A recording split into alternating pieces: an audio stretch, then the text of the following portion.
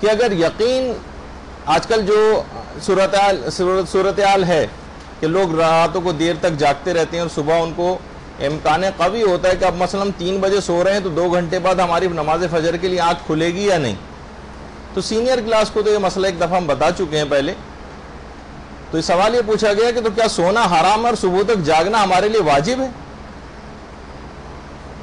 تو اس میں تقریباً سارے ہی موجودہ مجتہدین جو ہیں اس بات کے قائل ہیں کہ بہرحال کوئی بھی طریقہ کار آپ ایسا اختیار کریں کہ آپ نماز فجر کے لیے صبح کو اٹھ سکیں. البتہ ساری رات جاگتے رہنا یہ آپ کے لیے واجب نہیں، یہ واجب نہیں. کوئی بھی طریقہ کار اختیار کریں، بہرحال آپ کو نماز فجر کے لیے اٹھنا ہے. بالفرض پھر بھی سوتے رہ گئے اور آنکھ نہیں کھلی، ہم نے اپنی سے پوری کوشش کی تھی. اس کو خیر پریکٹس نہ کیا جائے کہ روزانہ اتنی دیر سے سونے کی عادت ڈالی جائے، جلدی سونے کی عادت ڈالی جائے تاکہ نماز فجر جیسی عظیم عبادت جو ہے وہ قضا نہ ہونے پائے. تو سونا حرام نہیں. البتہ ایسا نہیں کہ مسئلہ تمام علماء کے نزدیک ایک جیسا ہو.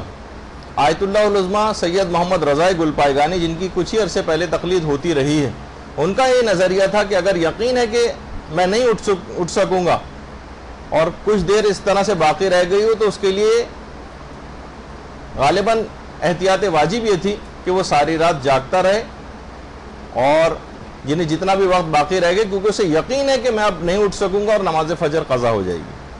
لیکن موجودہ مجتہدین میں سے کوئی اس بات کو نہیں کہتا ہے کہ ساری رات جاگنا تو واجب نہیں ہے. البتہ بہرحال اسے کوشش کرنی چاہیے ہر صورت میں کہ وہ نماز فجر کے لیے اٹھے.